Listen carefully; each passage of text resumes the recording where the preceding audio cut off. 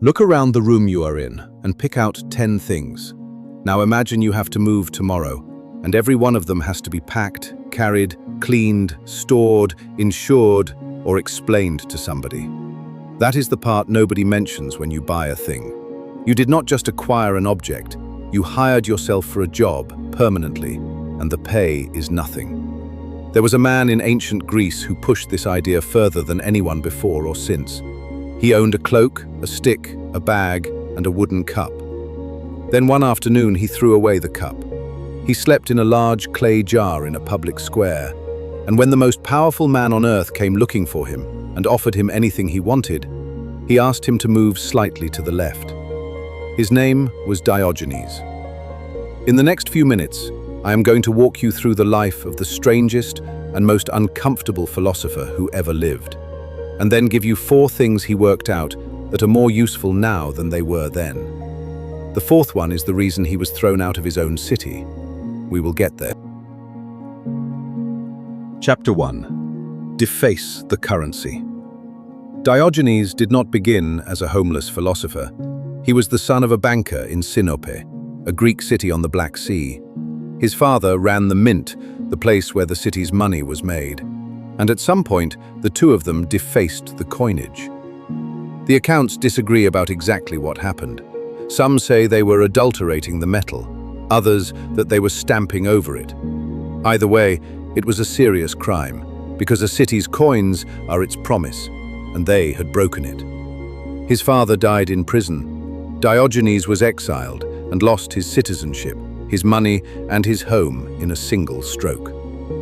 There is a story that before any of this, he had asked the oracle at Delphi what he should do with his life. The answer that came back was, deface the currency. And here is where it turns into philosophy.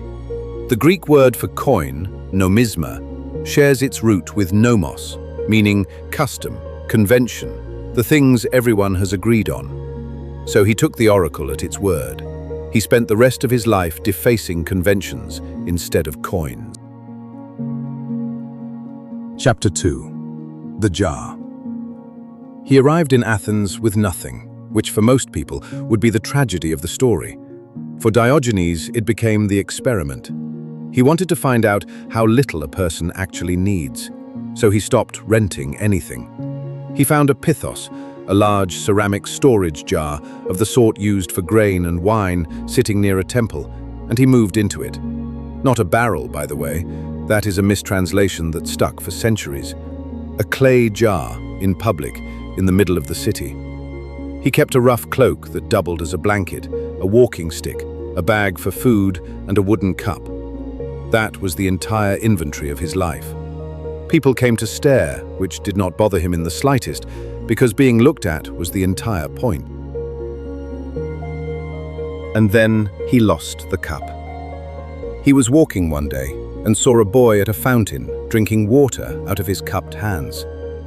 Diogenes stopped, looked down at his own wooden cup, and said that a child had beaten him at plain living. Then he threw it away. There is a second version of the story where he sees a boy eating lentils out of a hollowed piece of bread and gets rid of his bowl too. It sounds like a stunt. It was actually a method. He was auditing his own life item by item, and the standard was simple. Is this thing solving a problem, or is it just a habit that arrived with a receipt? He could not find a single answer that justified the cup. Chapter 3. The most powerful man in the world. By the end of his life, Diogenes was genuinely famous, which is a strange thing to happen to a man living in a jar. And Alexander the Great, who by then had conquered most of the known world, came to Corinth and wanted to meet him. Everybody came to Alexander. Diogenes did not. So Alexander went to find him. He found him lying on the ground in the sun. He stood over him, introduced himself as the king, and offered him anything he wanted, anything at all. Diogenes looked up at the most powerful human being alive and said, "Stand out of my sunlight." That is the entire exchange. And he was not being clever. He was doing arithmetic, honestly, out loud.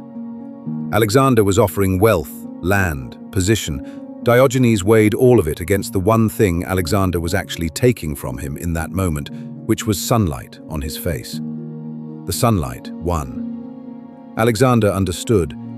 He is supposed to have told his men afterward that if he were not Alexander, he would want to be Diogenes. Chapter 4. Sold. Later in his life, sailing across to Aegina, Diogenes was captured by pirates and taken to Crete to be sold as a slave. Think about what that means for a man who had built an entire philosophy out of being free.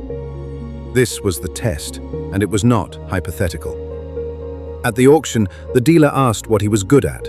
Diogenes said, governing men. Then he looked out over the crowd of buyers, pointed at a well-dressed man named Xeniades, and told the auctioneer, sell me to that one. He needs a master. Xeniades bought him, took him home to Corinth, and put him in charge of the household and the education of his sons. Diogenes ran the place, taught the boys, and by every account, the family adored him. He stayed with them for the rest of his life. He was sold and ended up in a position of authority anyway.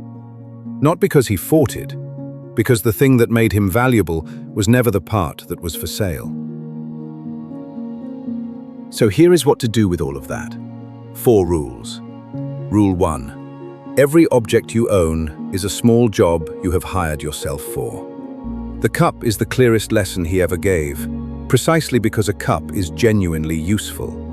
It was not a luxury, it was a cup, and he still found that it cost him more than it gave him. One more thing to carry, keep track of, and replace. Now run that honestly on your own life. The thing in the garage, the subscription you forgot about, the second one you bought because the first was in the wash. None of those are simply possessions. Each one is a small, ongoing task with your name on it. You do not have to move into a jar, but it is worth asking, once, which of your things are solving a problem, and which ones are just habits that arrived with a receipt. Rule 2. The people you are trying to impress cannot give you the thing you actually want.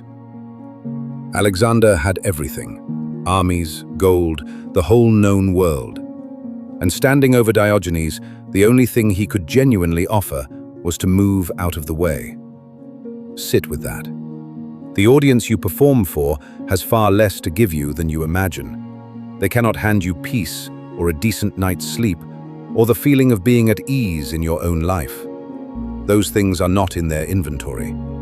Meanwhile, the cost of performing is enormous. It shapes what you buy, which job you take, what you post, how you spend a Saturday. So name who you are actually performing for. Then ask what they could realistically give you if you won them over completely. The honest answer is usually, not much. Rule 3. Freedom is not getting everything you want. It is needing almost none of it. This is the one most people have backwards. We treat freedom as a destination you buy your way to. Enough money, enough security, and then finally you are free. Diogenes came at it from the opposite direction. Every single thing you need is a handle that somebody can take hold of. Every dependency is a place where the world can apply pressure. So, he reduced the number of handles until there was almost nothing left to grab. He was not rich, and nobody could seriously threaten him because there was nothing to take away. That is why he could speak to a king the way he did. It was not bravery, it was arithmetic. Whatever you cannot walk away from is currently holding you. Rule 4. And this is the one that got him exiled. Deface the currency. Remember that his crime, whatever exactly happened at that mint, was about coins. And the Greek word for coin shares a root with the word for custom. He spent his whole life on that second meaning. Here is what it means in practice. Every value you hold has a stamp on it, and somebody minted it. The idea that a bigger house is better, that the title means something, that you ought to want the things the people around you want. You did not arrive at most of those on your own. They were handed to you, already stamped, and you have been spending your life paying in them. His whole life was one long question. Who decided this was worth something, and do I actually agree? You do not have to reject all of it. He did, and it made him legendary and fairly unbearable. But you should at least know which of your values you inspected and which ones you simply inherited. He died in Corinth, an old man, still owning nothing worth listing. And here is the strange part. What he started did not die with him. His way of living was carried on by a rich man named Crates, who gave away an entire fortune to live like that. And Crates went on to teach a shipwrecked merchant named Zeno, who founded Stoicism. So the whole tradition of Marcus Aurelius and Seneca and Epictetus traces back, through two teachers, to a homeless man in a jar who threw away his cup. You are not going to move into a jar, but you can do the small version of what he did. Pick one thing today, one object, one subscription, one obligation you keep only because letting go of it feels strange. Look at it honestly and ask what it is actually doing for you. If the answer is nothing, you already know what he would say. Stand out of your own sunlight.